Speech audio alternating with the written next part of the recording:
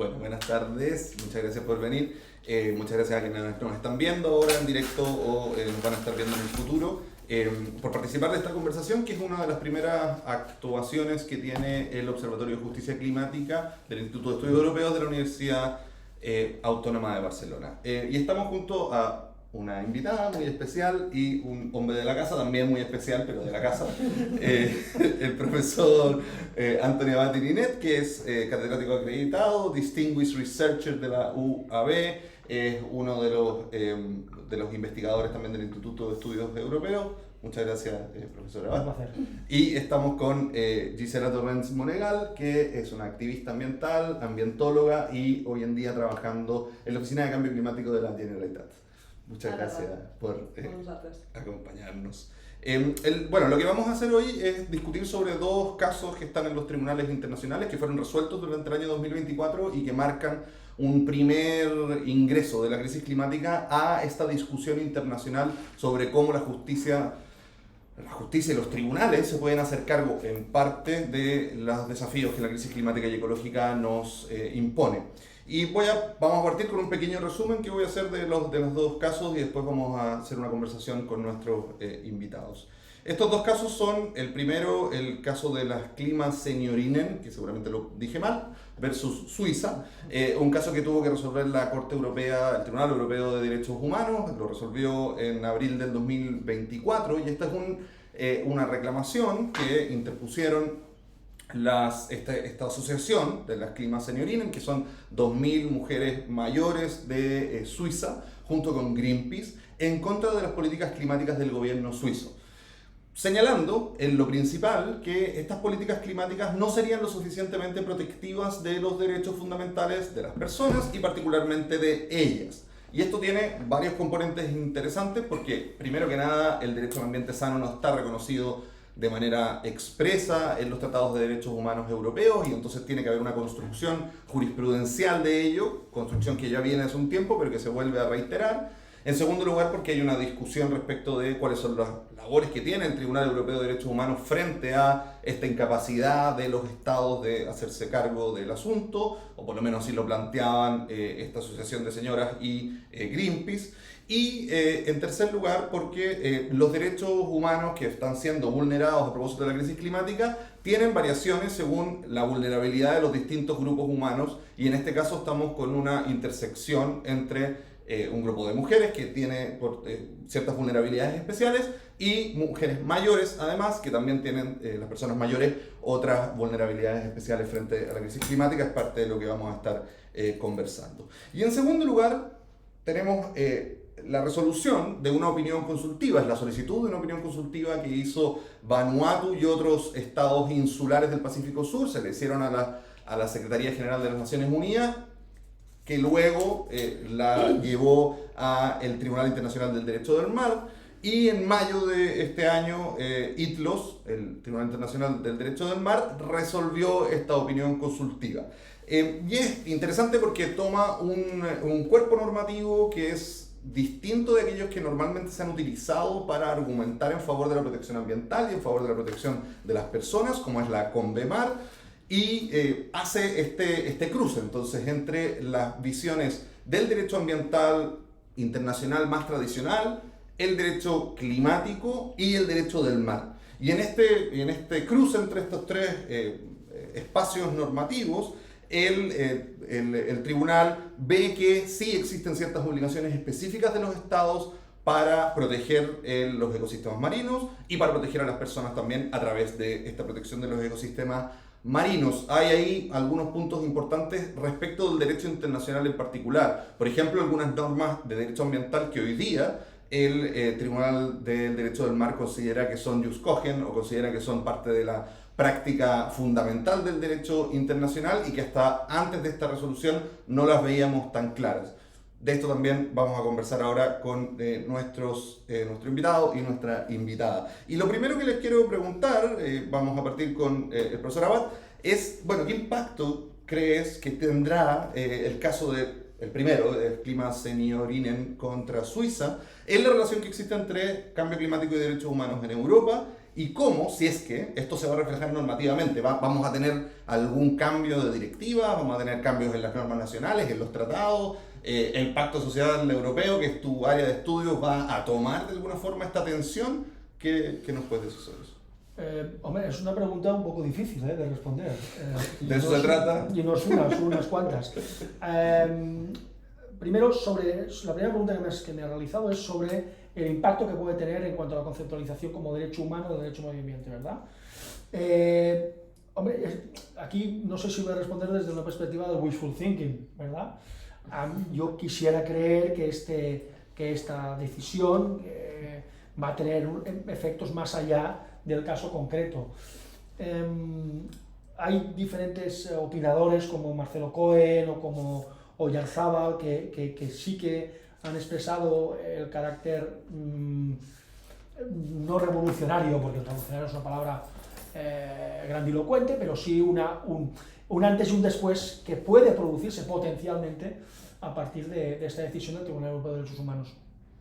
Como tú bien dices, no existe, como has remarcado además en la introducción, no existe una codificación en los derechos humanos del derecho del medio ambiente sano, ¿verdad? Y, claro, el Tribunal Europeo de Derechos Humanos lo que ha hecho es buscar dentro de los diferentes, del catálogo de derechos humanos, cuál podría acomodarse a la situación y dar una respuesta a un supuesto flagrante que nos encontramos con una laguna jurídica.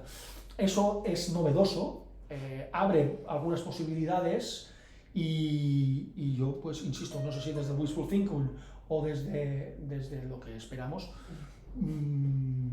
auguro por lo menos una vía para alegar ante nuevos procedimientos, se abre una brecha argumental para poder justamente suplementar esta laguna jurídica. Genial. Los de wishful thinking somos más bien nosotros, los ambientalistas, así que si no yo soy completo del wishful thinking. Pero de todas maneras la pregunta, Gisela, es ahora la manera en que este reconocimiento que hace el Tribunal Europeo de Derechos Humanos podría traducirse en políticas públicas en España y particularmente en Cataluña. Sí, yo creo que si él tiene wishful thinking y yo estoy en el otro lado, o sea, a mí me da un poco de miedo, o sea, me da miedo cómo esto baje a los territorios en realidad, porque siento que hay una crisis en el multilateralismo, hay una crisis en creer en las instituciones, en los tribunales, que incluso Suiza ya ha dicho, creo que fue ahora hace muy pocos días, en agosto, hizo un statement, ¿no?, diciendo que en realidad esta sentencia no tiene ningún sentido, porque sus políticas son suficientemente avanzadas, que no están teniendo en cuenta la ANC, ¿no?, este documento que se hace para las Naciones Unidas respecto a la reducción de emisiones que se hizo en 2023. Entonces, soy un poco más cautelosa en el momento de ver si esto realmente va a llegar, no solo a Suiza, sino al resto de los territorios europeos y si va a llegar a Cataluña, que al final tenemos una circunstancia como muy concreta, porque no somos un Estado. Entonces nosotros tenemos nuestra legislación, de hecho tenemos la ley de cambio climático que se aprobó antes incluso que la ley estatal de cambio climático, que da unas buenas bases, pero nos quedamos un poco aquí en algunas cosas, ¿no? En algunas no podemos decidir del todo. Entonces, si realmente esto bajara a nivel catalán, se hicieran litigaciones y buscáramos, ¿no?, las similitudes entre lo que se le tiró en cara, digamos, a Suiza y lo que se le podría tirar en cara a Cataluña, yo creo que hay un par de cosas que podemos tener en cuenta. Por ejemplo, lo que se miró en el caso de Suiza concretamente fueron como 4 puntos, si no me equivoco, y al final no soy jurista, soy ambientóloga, así que me voy a lo súper concreto de temas de medio ambiente y de datos. La primera cosa que se le dijo a Suiza es que no fijó la neutralidad de carbono en un año concreto. Y esto en la ley de catalana de cambio climático tampoco pasa. O sea, sí que es verdad que en el preámbulo se habla de llegar a la carbono neutralidad sobre 2050, antes de 2050 sí se puede, ¿no?, como basándonos en la ley europea de cambio climático y en la NDC europea, pero no da como un objetivo concreto, ¿no?, teniendo en cuenta los sumideros de carbono. Otra cosa que se dice es que no se dan objetivos intermedios. En ese caso se decía que las políticas de suizas pasaban como de 2030 a 2050. En nuestro caso sí tenemos como los objetivos hasta 2030, pero de 2030 a 2050 nos quedamos un poco como sin estos, ¿no? Entonces, ahora mismo tenemos el objetivo del 29% de reducción respecto al 1990, que esto es pasar de 38 megatoneladas de los 90 hasta 28 en este caso, y ahora vamos bastante mal en ese sentido. Incluso aquí nos podríamos preguntar, y me estoy alargando un montón, pero nos podríamos preguntar si realmente este objetivo es suficiente, ¿no? Porque es suficiente dentro del marco que da la Unión Europea respecto a la reducción de emisiones. O sea, la Unión Europea, para quien lo vea y no sepa cómo funciona esto, cuando se firma el Acuerdo de París, quiero contexto 2 minutos, cuando se firma el Acuerdo de París, todos los países, como sabéis, van diciendo cada 5 años cuánto van a reducir sus emisiones, ¿no? A través de las contribuciones nacionalmente determinadas. En el caso de Cataluña, bueno, Cataluña es como una excepción más incluso, ¿no? Pero en el caso de España, nosotros no hacemos una NDC porque la hacemos a nivel europeo, y después Europa, respecto a esta reducción de emisiones, lo que hace es repartirla entre los Estados miembros. Entonces, lo que hacemos en Cataluña es ver si de la repartición esta como lo que nos tocaría a nosotros si fuéramos un país, y hacemos una INDC, que es como una NDC, pero bueno, no es exactamente igual, pero sí que hacemos como nuestra comunicación de estos objetivos, ¿no? Claro, entonces, esta reducción del 29% tendría sentido teniendo en cuenta que la NDC europea, que es en lo que nos basamos, es justa, o es suficiente incluso, ¿no? Pero hay muchos centros de investigación y hay mucho activismo y mucha gente que piensa que este objetivo de la Unión Europea no es suficiente, por lo tanto lo que bajas a nivel de Cataluña tampoco lo es, y podríamos llegar como a muchísimo más, que de hecho es lo que deberíamos hacer los países del norte global delante de los otros, ¿no? Entonces, bueno, concretamente la UPC, la Politécnica de Cataluña, la Universidad Politécnica de Cataluña, tiene algunos estudios bastante relevantes, ¿no? Yo diría que de los más relevantes que hay en el mundo respecto a la repartición, ¿no?, del presupuesto de carbono antes de llegar al 1,5, y ellos dicen que deberíamos bajar a un 56%, o sea, reducir un 56% respecto a 1990 para 2030. Claro, entre el menos 29 y el menos 56 hay un trozo muy grande y no estamos llegando ni al menos 29. Entonces, sí, yo espero que esto pueda como incidir en nuestras políticas, pero habrá que ver exactamente cómo, porque realmente la situación es un poco complicada. Con una demanda. Es que para allá vamos, porque la situación es complicada, entre otras cosas, porque no se están cumpliendo los objetivos que trazamos en el Acuerdo de París. O sea, ya sabemos que llegar a 1,5 grados va a ser imposible, más allá que no se reconozca todavía oficialmente, cualquier científico lo dice así, ¿no? Y que seguramente vamos a estar en 2,5 hasta 3 grados. Precisamente porque si ni siquiera se establecieron metas que pudieran llegar al resultado, bueno, y además no se cumplen tampoco las metas, es difícil que se logre. En ese sentido, los gobiernos, los estados, ya sea, o sea, en cualquier nivel, tienen cierto nivel de responsabilidad. Tienen una obligación de proteger los derechos fundamentales de las personas, y esos derechos no están siendo protegidos cuando no se toman las políticas adecuadas contra la crisis climática y ecológica. Y parte de la estrategia que existe detrás de los dos casos que estamos comentando y otros casos más que vamos a comentar la próxima semana es llegar a ser responsables a los estados. ¿Cómo esto está entorpecido? ¿Qué dispositivos normativos entorpecen esta posibilidad de hacer efectivamente responsables a los estados por daños concretos, ¿no? Por personas que están siendo afectadas por una ola de calor o por una inundación, etc.? A ver, desde un punto de vista jurídico, y volviendo a la primera pregunta, esto nos abre una posibilidad, ¿verdad? En este caso es el artículo 8 del convenio, que ya se había citado anteriormente en la jurisprudencia, pero esto no es que nos da luz a justamente superar algunas dificultades que nos encontramos normativamente para hacer efectivo políticas y principios que han asumido los estados como propios. Nadie ha obligado a los estados a asumir estas cuotas, con lo cual han de ser responsables de los actos propios. Es decir, que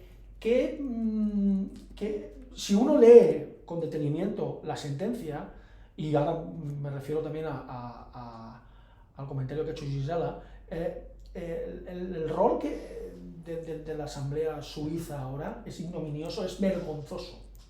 El rol que desarrolla el fiscal suizo a lo largo del procedimiento es vergonzoso. Lo digo con todas las letras de la palabra. Es más, una persona que admira a Suiza por las citas democráticas, el desarrollo democrático, utiliza la democracia como un principio democrático ad hoc contra justamente la posibilidad de hacer efectivo un derecho a medio ambiente sano, etcétera, etcétera. Con lo cual, los estados van a encontrar, no quiero ser muy hobbesiano, y hablar de los estados como Leviatán, pero van a buscar, en este caso lo hemos visto otra vez, cualquier argumento para justificar el no cumplimiento de unas obligaciones que han asumido como propias. Muy bien, esta sentencia genera jurisprudencia y nos da argumentos. Yo, ante la postura de la Generalitat de Cataluña, del Gobierno de España o del Sursum Corda, si usted incumple y se están generando daños que son cuantificables, como ha sucedido en este caso, yo invito a la población a demandarlos. Entonces veremos si mediante las demandas y con el activismo qué virtualidad tiene, y cuando en un tribunal supremo o una primera instancia si adopta o no las medidas que establece la Gran Cámara. Y si no, pues seguiremos hasta un nivel de internacionalización que sea necesario para poder dar virtualidad a una laguna jurídica, pero que está afectando a la salud de las personas.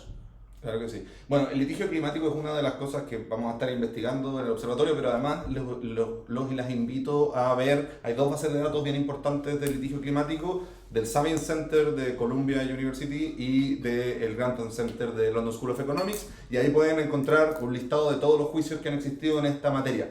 Lamentablemente, no muy exitosos hasta ahora en términos de reparación al menos. Y de ahí va mi pregunta para Gisela respecto de, estos 2 casos, y lo que estamos conversando es precisamente cómo las personas, cómo el movimiento ambiental, pero no solo el movimiento ambiental, porque finalmente todos somos afectados por la crisis climática, podemos forzar a nuestros estados a llevar a cabo políticas que efectivamente nos defiendan en nuestros derechos. Frente a los problemas que estamos viviendo, que tienen que ver no solamente con la crisis climática misma, los efectos, sino que también con la imposibilidad que tienen los estados, por ejemplo, de cortar los subsidios a las industrias fósiles, sabiendo que son subsidios que están generando un daño en la población y en la población más vulnerable. Entonces, desde tu visión, como ambientalista siempre, y también hoy día dentro de la Generalitat, ¿cómo es que las comunidades locales son importantes para efectivamente cumplir con los objetivos que tenemos frente a la crisis climática?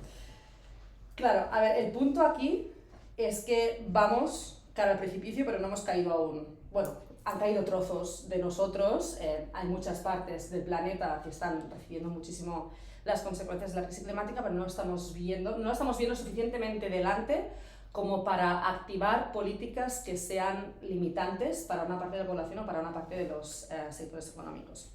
Lo que sí sabemos es que en 5 o 9 años más o menos nos vamos a acabar el presupuesto de carbono que tenemos en Cataluña, seguro.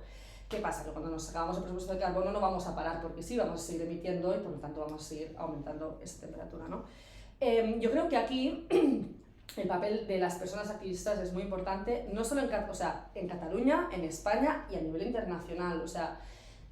Dentro de las Naciones Unidas y en el Convenio Marco de las Naciones Unidas sobre el Cambio Climático participan miles de personas que están como apretando las negociaciones para que tiren adelante. Sin esta gente, muchas partes de las negociaciones haría mucho tiempo que están totalmente paralizadas. Igual el Acuerdo de París no se hubiera firmado nunca, ¿no?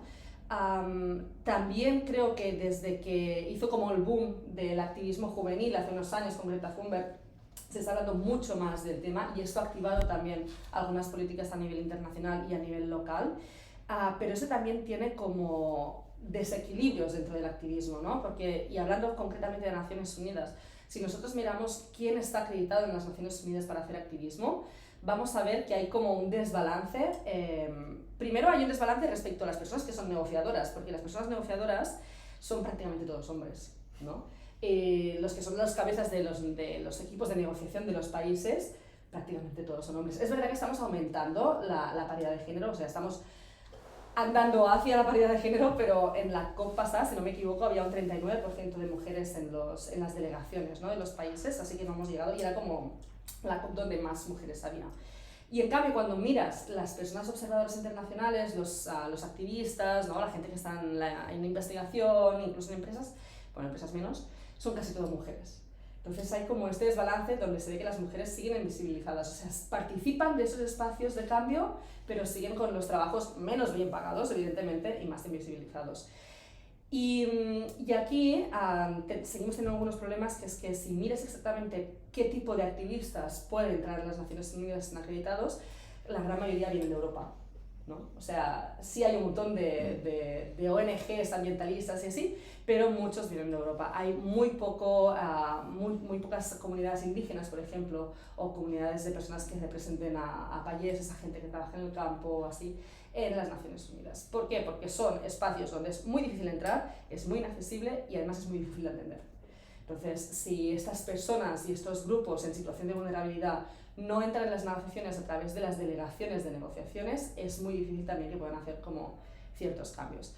A nivel catalán, la actividad de las ONGs y de los grupos y los movimientos sociales ha cambiado muchas cosas. O sea, sin ir más lejos, la Asamblea Ciudadana por el Clima que hicimos hace muy poco, que acabó en febrero, esto lo apretó Extinction Rebellion nivel Barcelona.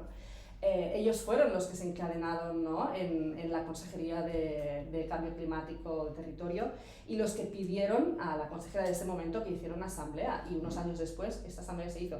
Y además el gobierno, esto lo dice, o sea, con la cabeza alta, ¿no? Es plan, sí, los grupos estuvieron ahí, nos pidieron esto, exigieron que se hiciera una asamblea, que las políticas climáticas fueran más democráticas, y aquí el gobierno está cumpliendo a través de una asamblea. Así que podemos ver como ciertas cosas. La cosa también es ver cómo acaban esos procesos, ¿no? Porque siempre hay, bueno, es la primera vez que lo hacemos y hay algunas cosas que hay que mejorarlas. Y una cosa que pasó ayer, y que me parece súper relevante y muy relevante dentro de lo que estamos hablando de los grupos de activistas, es que gracias a mucha gente que está trabajando en ONGs, ayer se entró en la Corte Penal Internacional la propuesta sobre el ecocidio, ¿no? Considerar el ecocidio. Ayer pasó, lo propusieron Vanuatu, Fiji y Samoa. Pero claro, lo proponen 3 países que tienen detrás a muchísima gente que está trabajando fuera de los gobiernos, probablemente, no lo sé, fuera de los gobiernos, ¿no? Para que estas cosas lleguen a la Corte Penal Internacional y esto pueda llegar a ser, ¿no?, considerado un crimen en los estatutos de Roma. Por lo tanto, sí, fundamental. Pero ¿no te parece un poco dramático que tengamos que llegar a estos extremos para que España cumpla, o Cataluña, con sus obligaciones adquiridas en el convenio de Aarhus? La Aarhus Convention establece una serie de principios, como las asambleas climáticas, que en España, en el Estado español, se han desarrollado bastante bien y se han exportado como ejemplo a otros países, incluso dentro de la Unión Europea, porque no las han desarrollado. Pero que tenga que haber activistas que tengan que encadenarse para cumplir con la palabra dada, me parece dramático. Es decir, no sé. Bueno, es que ahí está el rol precisamente de los tribunales, desde mi punto de vista, ¿no? Y esto también es lo que quisiera que profundicemos. Los tribunales, en este caso el Tribunal Europeo de Derechos Humanos, tienen que resolver esas tensiones entre la ciudadanía y los estados. Pero cuando lo resuelven, como ahora en el caso de las Klimanserinnen, terminan siendo acusados ellos, este tribunal, de ser activista y de que lo que está haciendo es inadecuado y que son los estados los que deberían resolver, pero los estados, en vez de resolver, terminan con gente encadenada en sus puertas. Entonces, ¿cómo mediar este problema que existe en una división de poderes quizás no actualizada, o es una cuestión solo discursiva? A ver, claro, aquí está sacando el tema del activismo judicial. Muy bien, esto es un tema, es un elefante en una cacharrería. Es decir, no solamente se le acusa al Tribunal Europeo de Derechos Humanos, sino que a cualquier tribunal que resuelva una laguna jurídica que no esté, que exista, se le va a acusar justamente de activismo, porque tiene que hacer una interpretación más, no basada en lo que es el originalismo, sino más extensiva, más como un living document, ¿verdad?, para poder dar respuesta a un hecho que no tiene una regulación jurídica determinada. En cualquier caso, sobre el activismo judicial se ha escrito mucho, y yo me centro en lo que decía el presidente del Tribunal Supremo de Israel, Aaron Barak, que fue el que estableció una serie de derechos fundamentales o leyes básicas que no existían previamente en Israel, mal ejemplo hoy, pero bueno, él hablaba del activismo judicial y decía que, bueno, que cuando el activismo judicial se justifica para generar más derechos humanos, ese activismo judicial es legítimo. Es decir, usted puede acusar de activista, pero con este activismo lo que estoy haciendo es justamente consolidar o proporcionar más virtualidad y eficacia a derechos humanos. Pues, con lo cual, esa etiqueta la puedo llevar con cierto orgullo incluso. Claro, lo que ocurre es que me parece muy fácil acusar a un tribunal de activismo judicial en este tipo de decisiones. Ojalá fuesen siempre este tipo de acusaciones la que tienen que sufrir los tribunales, cuando lo que están haciendo, insisto, es extender la virtualidad y la eficacia de derechos humanos. Sí, hay un problema ahí, obviamente, en esa acusación, pero es una cuestión que se repite en el tiempo y que tiene que ver quizás también con la tensión entre las políticas públicas y su dificultad para ver las diferencias entre las personas, ¿no? Para ver quiénes son los grupos más vulnerables, y los jueces, los tribunales, que tienen una formación que en general sí ve ese derecho individual o colectivo, pero de personas en situaciones más vulnerables. Y precisamente la crítica desde la política pública es, bueno, pero no están haciendo el análisis costo-beneficio total, no están construyendo una política total. Ahora bien, sigue siendo importante mirar las poblaciones vulnerables. ¿Puedo decir una cosa antes respecto al por qué no estamos, ¿no? ¿Por qué los gobiernos no están? Es que yo creo que hay un problema básico, y no solo en temas de cambio climático, o sea, me parece que tenemos una problemática política general, que es que al final, y esto se ha discutido un montón, es el cortoplacismo. O sea, pasamos de 4 años en 4 años y hay políticas que necesitas no solo mucho tiempo para aplicarla, sino que probablemente te haga perder votos. O sea, hay que tomar decisiones en términos de crisis climática que no te van a hacer ver bien a una parte muy grande de la sociedad. Entonces, ¿cómo superamos esa traba? O sea, ¿cómo hacemos que los gobiernos, las administraciones puedan tomar ese tipo de decisiones y las tomen en estos 4 años y las tomen de una forma que no sea como violenta respecto al resto de la población? Y yo creo que solo hay, bueno, me gustaría que hubiera otras y ojalá me pudieras decir otras, pero yo creo que solo hay una solución, que es ir aumentando cada vez más la democracia. O sea, hay que hacer partícipe a la gente de las políticas, porque si no haces partícipe a la gente y no haces asambleas y no haces referéndums y tú al final aplicas alguna cosa que a la gente no le va a gustar, porque no le va a gustar ciertas cosas en términos de reducción de emisiones, vas a tener una sociedad en contra que no te va a votar en 4 años. Entonces, pero no es contradictorio, porque está diciendo que la gente está en contra y quieres implementar medidas de democracia directa. Claro, y aquí está el riesgo, digamos, ¿no? Sí, la paradoja y el riesgo, que es cómo educamos, esto es como muy paternalista, no quiero que suene paternalista, pero cómo aumentamos el conocimiento de las personas de la calle respecto a la crisis climática para que entre todos podamos decidir políticas que sean justas. Con educación. Claro, y llegamos como al mismo lugar donde terminan todas estas conversaciones, que es hay que aumentar la educación. Pero ¿cómo lo hacemos rápido para implementar lo que hay que hacer ahora? A mí se me ocurre una, y es, además, en ningún caso justificaría que un gobierno no tome las medidas que debe de tomar, ¿verdad? A mí se me ocurre una que sería acusando a los tribunales de activistas, pero haciéndolo.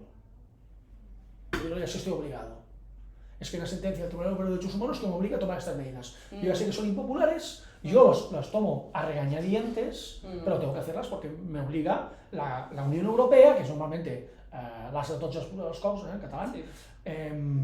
Pero bueno, y si no la Unión Europea, aquí también utilizamos mucho Madrid, es decir, un chivo falso expiatorio, ¿verdad? Pero no puedes en ningún caso justificar que no se tomen unas medidas que son necesarias. Miremos cuántas personas mueren por... Bueno, no os voy a explicar a vosotros lo que ya sabéis mejor que yo, ¿verdad? Es decir, los datos son alarmantes, con lo cual no puede haber ningún tipo de excusa que matice el cumplimiento de las obligaciones. Oiga, pacta sunt servanda. Claro, pero es que no es solo poner como estas limitaciones a la gente, es planificar el modelo de país que quieres. Y esta planificación necesita de mucha gente, de mucha energía y de bastante tiempo. O sea, nuestro modelo económico a nivel de Cataluña, yo no me voy a poner como a grandes rasgos, ¿no?, al sistema económico internacional, pero sí que es verdad que en Cataluña tenemos ciertas partes económicas que dan bastante dinero al país, que tienen que ser reconsideradas y hay que ver qué hacemos con estos sectores, ¿no? Y estoy hablando concretamente, pues, por ejemplo, de las cimenteras que tenemos en Cataluña, pero también podría hablar de las macrogranjas que hay por todo el país, ¿no? Hay que hacer algo respecto a esto, como con tantos otros sectores económicos, y para hacerlo no es suficiente con decir hay que bajar las emisiones. Es que no es solo bajar las emisiones, hay que bajar las emisiones, hay que cerrar algunos lugares o hay que bajar la producción de algunos sectores y hay que mover a la gente. Hay que planificar qué hacemos con toda la gente que trabaja ahí. Y esto es muy complicado, no es solo como implementar la política, es hacer un replanteamiento, digamos, de toda Cataluña. Y no solo de Cataluña. Que hay un problema que es quién paga finalmente, ¿no? Es quién paga por las soluciones. Y quién paga también la crisis en general. Porque cuando tú dices, bueno, hay ciertos sectores económicos que, por ejemplo, tienen grandes emisiones, claro, esas emisiones le están causando un daño al sistema global y entonces los que van a pagar, normalmente con sus vidas o sus derechos, van a ser las personas en situaciones más vulnerables. No va a pagar ni el dueño de esa fábrica, ni tampoco los trabajadores de esa fábrica. Y eso genera una gran distorsión en la manera en que tomamos decisiones. Porque, bueno, finalmente los que votan son ellos y no la persona que está sufriendo esos daños. No es parte de lo que se resuelve en estos casos, en todo caso, pero sí es parte de las preocupaciones que tenemos que tener en las políticas públicas. Y para allá va la siguiente pregunta, ¿no? Que es cómo nos hacemos cargo, cómo la Generalitat, pero también otros espacios de gobierno se hacen cargo de las personas en situaciones más vulnerables, tanto para su representación, y ahí es donde las asambleas climáticas son un gran elemento, como para la protección de sus derechos, entendiendo que el daño proviene de un sistema global que no es controlable por el sistema político local. Cuando hablabas de quién paga esto, ¿te refieres a nivel internacional o a nivel local? Porque a nivel internacional está muy estudiado, bueno, también a nivel local, ¿no? Está muy estudiado quién tiene el dinero y quién está mintiendo. O sea, Intermonosfam hace años que saca, ¿no? Reportes anuales. Sabemos quién gana, no podemos hacerlo pagar, ese es el problema. Claro, pero es que hay mecanismos para hacer pagar. O sea, si miramos a nivel internacional, y no me voy a meter más en el internacional, porque realmente es como de los temas que más me interesan, una repartición justa de los presupuestos de carbono es una forma de hacer pagar a quien toca, ¿no? O sea, los países, si nosotros agarramos la bolsa de emisiones que nos quedan antes de llegar al 1,5 grados y lo repartimos de una forma que sea justa, teniendo en cuenta los criterios que establecemos entre todos, vamos a ver que los países del norte global nos quedamos prácticamente a cero y los del sur global, que son los que menos han emitido en su gran mayoría, tienen este presupuesto con el que pueden hacer lo que quieran. O sea, tanto pueden emitirlo haciendo fuentes de energía renovables, como pueden venderlo en un mercado de carbono si terminamos el artículo 6 del Acuerdo de París en algún momento, ¿no? Esa sería una forma. Otra forma, ya sin irnos, ¿no? Hay que repartir la riqueza, que si queremos nos metemos, o sea, que a mí me encantaría y nos podemos meter en esta discusión, pero hacerlo como, o sea, si queremos bajar a algo que sea más tangible, esa sería una opción. Y a nivel catalán hay también, evidentemente, herramientas para repartir esta riqueza y hay herramientas para hacer pagar a las empresas que más están contaminando. Hay dos impuestos en la ley catalana de cambio climático que no están implementadas. En la Ley Catalana de Cambio Climático se aprobó en 2017, hay 3 impuestos. Uno es sobre los coches particulares, el segundo es sobre los cruceros y el tercero es sobre actividades económicas muy emisoras. Estos dos, que son los que deberían implementarse sobre grandes empresas, no están implementados y es porque no han pasado por el Parlamento, ¿no? Creo que fue el de cruceros, que se hizo un proyecto, no sé si se dice así en castellano, y no se aprobó en el Parlamento, y la de actividades económicas creo que ni tan solo ha llegado. Creo que es así, no me gustaría como equivocarme, pero creo que es así. Entonces, ahí las herramientas están aprobadas por ley, pero no las estamos implementando. Igual que no estamos implementando gran parte de la ley catalana de cambio climático. Entonces, esto igual no haría que pagara muchísimo dinero y con eso no se arreglaría como gran parte, pero bueno, aquí también podríamos ver dónde estamos dedicando el dinero, ¿no? Dónde se están dedicando los presupuestos estatales, en qué se está gastando el dinero de España, porque creo que hace poco aumentó su presupuesto militar, ¿no? O sea, ¿hasta qué punto podemos discutir la ciudadanía dónde se dedica el dinero de todos los contribuyentes? Pues esto es una discusión que tiene largo recorrido. Entonces, sobre cómo proteger a las personas vulnerables, tanto en representación, yo creo que las asambleas son una muy buena forma y ojalá se establezcan las asambleas y se mejoren, ¿no? En Cataluña y podamos hablar de muchos otros temas que no sean solo crisis climática. Esto es una forma. Otra forma, evidentemente, es permitir el voto a toda la gente que no puede votar. Hay mucha gente que vive en Cataluña que no tiene la capacidad, o sea, no se le ha dado la capacidad de votar y por lo tanto ser representados. Y después, sobre proteger a las personas, en este caso en concreto de Suiza hablábamos de las personas mayores que están en una gran situación de vulnerabilidad, pero la verdad es que son solo uno de los grupos en situación de vulnerabilidad. O sea, las mujeres, ser mujer, el género como tal, es un factor de riesgo delante de la crisis climática, tanto en el norte como en el sur global. Las niñas y los niños van a sufrir más la crisis climática, las personas que están enfermas, las personas con discapacidad, las personas incluso del colectivo LGBT. En el norte podríamos hablar más, en el sur hay muchos países donde cierta, ¿no? Como el apartarles de la sociedad podría llevarles a una situación de más vulnerabilidad delante de algunas afectaciones de la crisis climática. Entonces, ¿cómo hacemos para proteger para protegernos delante de esta crisis en Cataluña? Yo creo que hay ciertas cosas, hay cosas que se están haciendo ya, respecto, por ejemplo, de olas de calor, olas de frío cada vez tendremos menos, pero olas de calor ya lo hemos visto, lo hemos notado, lo hemos sentido y va a haber muchas más. Aquí hay modificaciones a nivel urbanístico que ayudan mucho, como por ejemplo tener los refugios climáticos, ¿no? O tener los ejes verdes que en Barcelona se están empezando a implementar, pero parece que van a enlantecerse, bueno, que probablemente no vayamos a tener como toda la planificación que había hasta este momento. Pero también es verdad que los refugios climáticos este año han cerrado muchísimos en agosto, cosa que tampoco tiene mucho sentido, ¿no? Tienes cientos de refugios, pero en agosto, que es donde hace más calor, cierras la mitad y la gente no puede protegerse. Esto es como una de las formas que tenemos de proteger a la gente, pero es un poco como un palace. No me acuerdo la palabra en castellano.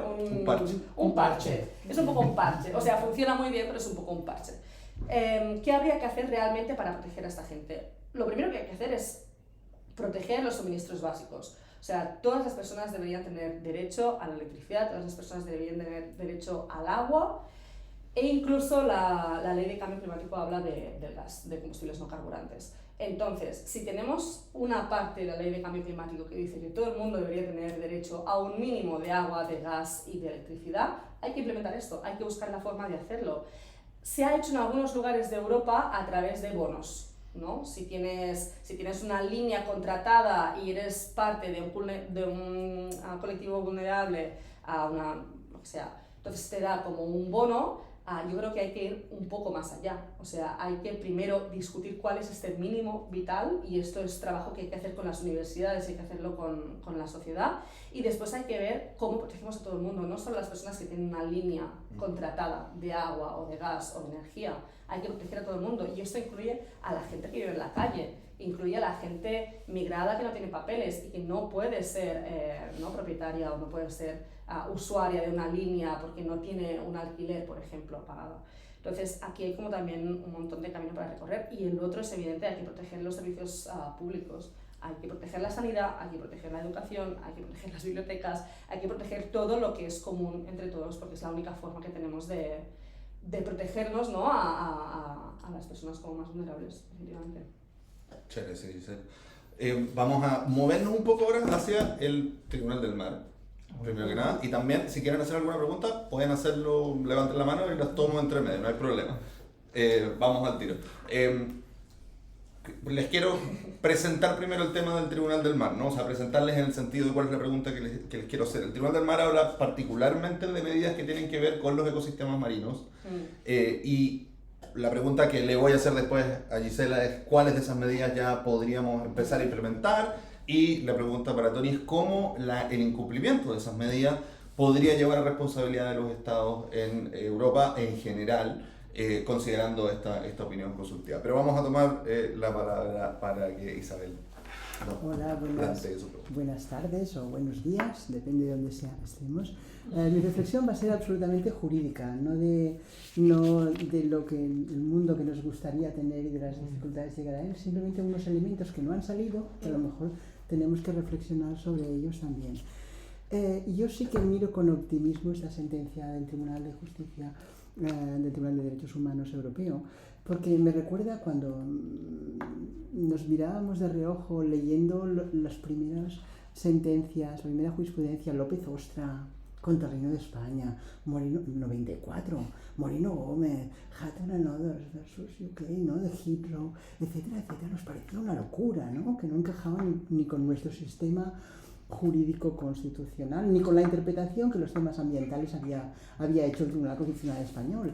Y desde entonces se ha conseguido tanto, como mínimo, en mejorar el marco teórico que puede posibilitar actuaciones. Entonces yo cuento que estamos ante una sentencia muy valiente, pero lo que hemos de explorar jurídicamente es realmente qué va a suceder ante el incumplimiento de una sentencia de estas características y de las muchísimas que pueden llegar, ¿no?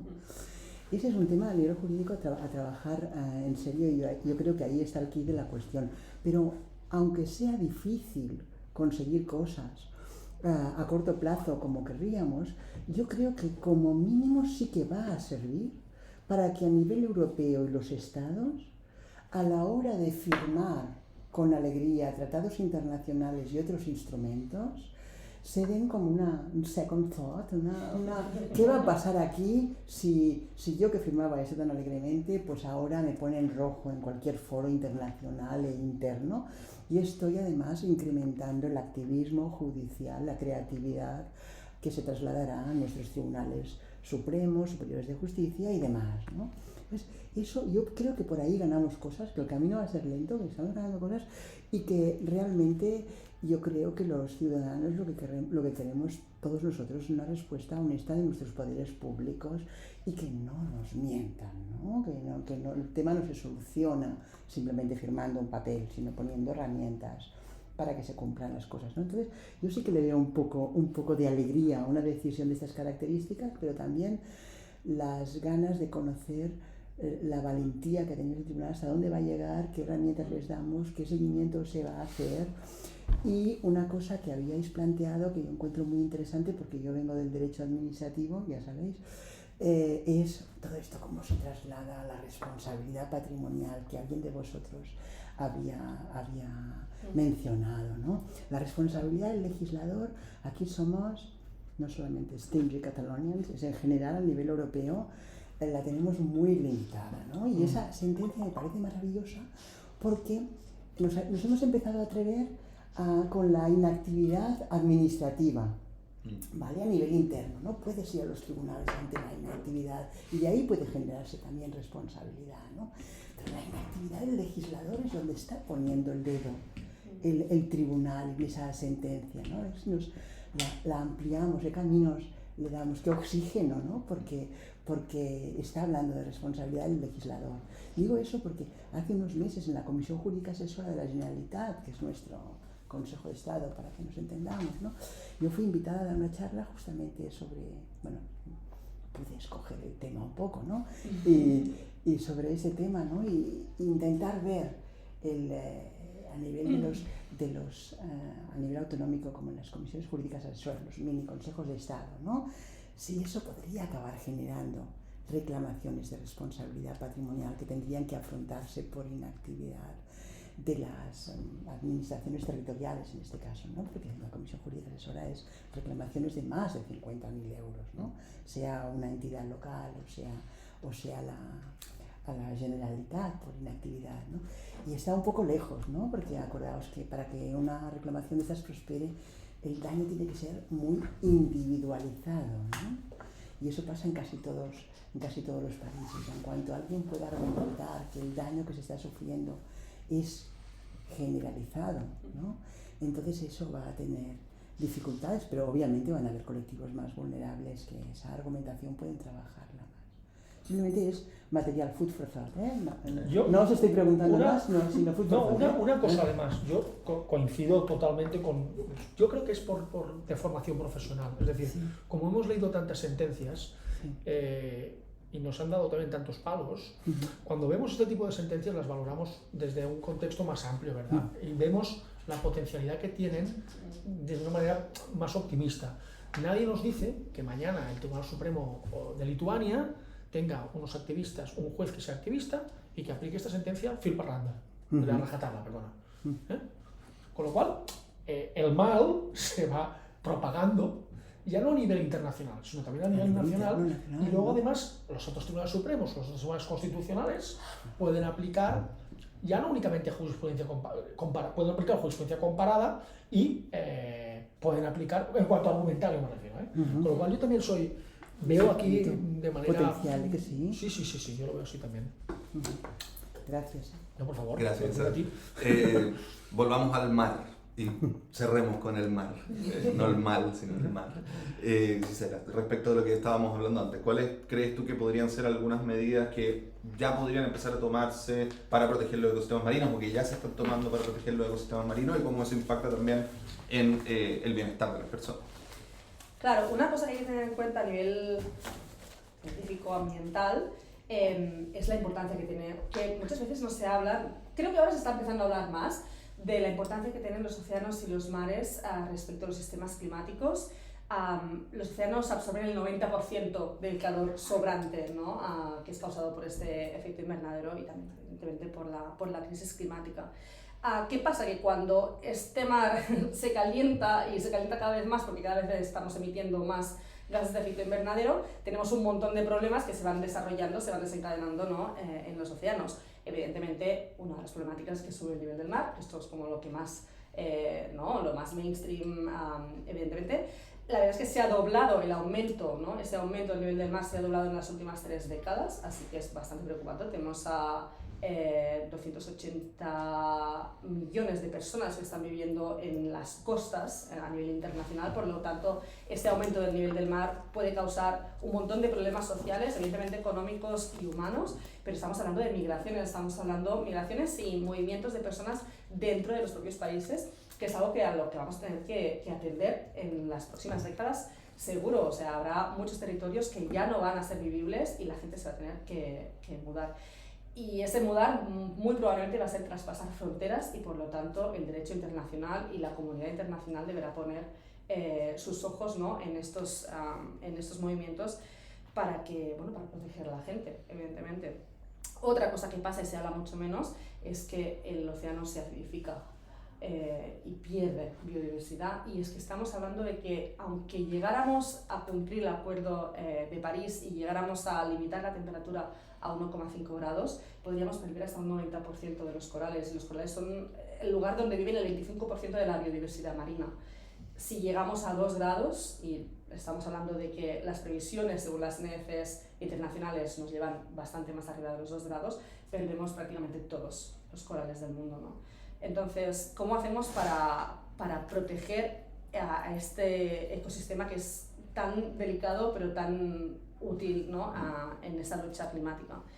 A nivel internacional ya hemos hablado, a nivel catalán, yo es que voy a volver a repetir, es que la única forma de proteger a los océanos y al mar Mediterráneo, además, que se calienta el doble de rápido, o sea, somos un hotspot, somos por nuestra geografía, nuestro mar se calienta mucho más rápido. Entonces, nosotros tenemos mucha más prisa en protegerlo. ¿Cómo lo hacemos? Es que hay que limitar las emisiones de gases de efecto invernadero. Evidentemente, hay que proteger a los océanos y a nuestro mar de la contaminación, y aquí tenemos algunos cambios legislativos que nos podrían ayudar, y vuelvo al tema del ecocidio. Si consiguiéramos que el ecocidio pasara por la Corte Penal Internacional, se incluirán los estatutos de Roma y por lo tanto se incluirán los códigos penales de todos los países, España tendría en el Código Penal que las empresas no pueden, las empresas que causen un daño ambiental grave a sabiendas de que su actividad económica podía provocar este daño, serán sentenciados por este crimen, por ecocidio. Entonces, esto nos podría ayudar no solo a hacer pagar, digamos, a las empresas que comiten este tipo de agresiones, sino que estas empresas pues tengan en cuenta lo que tienen delante a nivel legislativo antes de hacer según qué tipos de actividades, ¿no? Por lo tanto, que prevengan cosas como, por ejemplo, el caso Castor, que pasó aquí hace relativamente poco, que daña muchísimo al sistema marino y al cual pues aún no tenemos una respuesta legislativa o judicial como suficiente.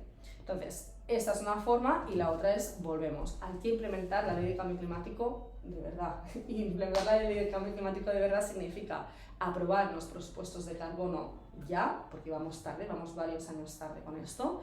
Hay que pasarlos por el Parlamento, hay que aprobarlos en el Parlamento, hay que hacer los presupuestos cada 5 años y a partir de aquí hay que legislar y hay que hacer un marco estratégico de mitigación, lo que significa que si nosotros aprobamos que de aquí al 2035 vamos a tener estas emisiones y las tenemos nombradas y encima de un papel, esto hay que repartirlo entre los sectores económicos de Cataluña, entre las actividades económicas que hacemos. Entonces, para mí es la única forma de planificar bien si es lo que queremos hacer, ¿no? Es contar de arriba abajo, digamos, cuánto tenemos, cómo lo repartimos, cómo emitimos cada uno de los catalanes y las catalanas de aquí al 2030, 2035, 2040. Y esto al final son cosas que dice la ley, no son cosas que nos estamos inventando, no son cosas que hagan los grupos activistas o se pidan en la calle ahora mismo, es algo que está aprobado. Por lo tanto, implementar lo que ya tenemos. Sí, el mecanismo de los presupuestos de carbono que están en muchas leyes de cambio climático en el mundo tiene esa potencia, pero tiene el gran problema de que en realidad nadie lo quiere implementar como un mecanismo vinculante. Que se quiere repartir y se quiere hacer un mecanismo de mediciones, básicamente para saber cuál es la deuda que tenemos con las emisiones, pero no para detener esas emisiones. Es un tipo de regulación de límite que es muy interesante, pero que yo diría que choca igual como con el derecho en general, que no es tan bueno para establecer límites a la hora de la producción económica al menos. Sí, pero depende un poco de qué país lo esté aplicando, porque por ejemplo Chile tiene su presupuesto de carbono en la NDC y creo que es la única NDC del mundo que tiene el presupuesto de carbono. Pero no está repartido entre quienes claro. emiten. Entonces, a nivel local no sé cómo lo habéis repartido. Exacto, ¿no? Se ve muy bien en la NDC, pero el que pone una nueva planta de cualquier cosa no tiene un límite de emisiones hoy día, ¿no? Sino que tiene que quedar dentro del límite del sector y eso todavía no está tan claro cómo se va a cumplir. Por eso. Aviso que dan cada cierto tiempo. Vigilad vuestros objetos personales en todo momento. Your attention, please. Look after your personal belongings. No, sí, decía que en este caso también hay otros mecanismos, como por ejemplo los mercados internos de emisiones que también sirven para esto, ¿no? Y en este caso Europa tiene una parte de los sectores económicos, de la actividad económica, que está regulado por un mercado que cada vez tiene menos emisiones y es una forma, en realidad, bastante lógica de ir regulando este tipo de actividades. Otras formas serían, evidentemente, implementar un impuesto al carbono. Aquí hay muchas cosas inventadas, pero poco implementado. Y poco, bueno, o sea, hay algunas políticas como los impuestos al carbono que podrían ser complicadas y habría que ver cómo lo hacemos para que no afecten a los grupos más vulnerables, ¿no? Cómo hacemos para que no suba simplemente el nivel de vida, ¿no? el costo del nivel de vida para todo el mundo por igual. Tony, respecto de la opinión consultiva del Tribunal del Mar, la pregunta que te planteaba antes, ¿no? ¿Cómo esto podría desplegarse? Hombre, no es lo mismo una opinión consultiva que una sentencia del Tribunal Europeo de Derechos Humanos. Tampoco restaría importancia al contenido de una opinión consultiva, porque me viene al caso, por ejemplo, Kosovo y otras que han tenido una repercusión política muy importante.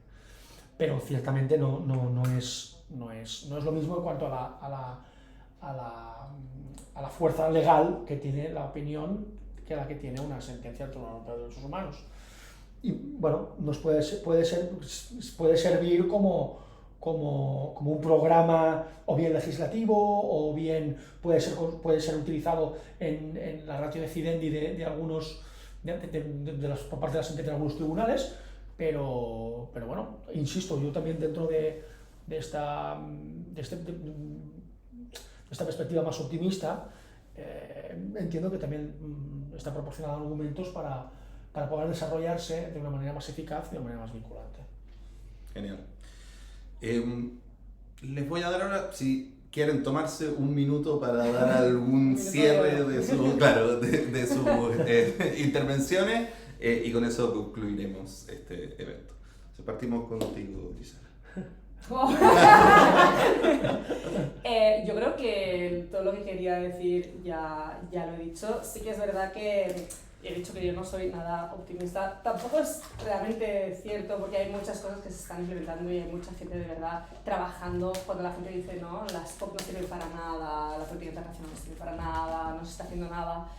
Entiendo esta crítica, pero a la vez, viéndolo desde dentro, te das cuenta de la gran cantidad de gente currando cada día para que eso tire adelante. Y la verdad es que cuesta muchísimo, pero cuando se avanza legislativamente muchas veces no se retrocede. Entonces, creo que hay que simplemente apoyar lo que ya se está haciendo. En Cataluña tenemos varios procesos que están en proceso, no están aprobados, pero hay gente trabajando en ellos. Tenemos gente trabajando en los presupuestos de carbono, hay personas académicas desde hace mucho tiempo que están con esto. Hay mucha gente trabajando en implementar todo lo que tenemos, ¿no?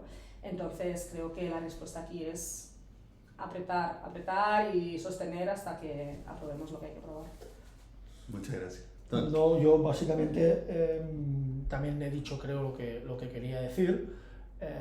No descartaría ningún tipo de herramienta para poder para defender los derechos humanos, desde la educación hasta el activismo judicial o lo que haga falta, porque al final el objetivo es justamente la salvaguarda de derechos fundamentales y de derechos humanos.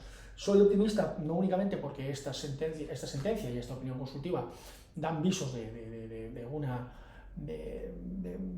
una posibilidad a desarrollar, por lo menos potencialmente, sino porque también creo que las nuevas generaciones son mucho más conscientes, son mucho más conscientes de la realidad que nos apremia, con lo cual hay que seguir apretando, como decía Gisela, en todos los ámbitos, porque lo que nos jugamos es bastante importante. Bastante importante, sí. Muchas gracias. Gracias, Tony. Gracias, Gisela, nuevamente. Gracias a todos quienes nos han acompañado. La próxima semana vamos a estar teniendo un nuevo coloquio. Vamos a seguir conversando sobre cómo la justicia internacional está conociendo estos casos, ahora viendo las estrategias de manera más prospectiva, porque todavía no se resuelven, frente a la Corte, a la ICJ, a la Corte Internacional de Justicia, y frente a la Corte Interamericana de Derechos Humanos. Dos opiniones consultivas que deberían salir este año y que deberían complementar la realidad que hoy día conversamos. Muchas gracias. Gracias.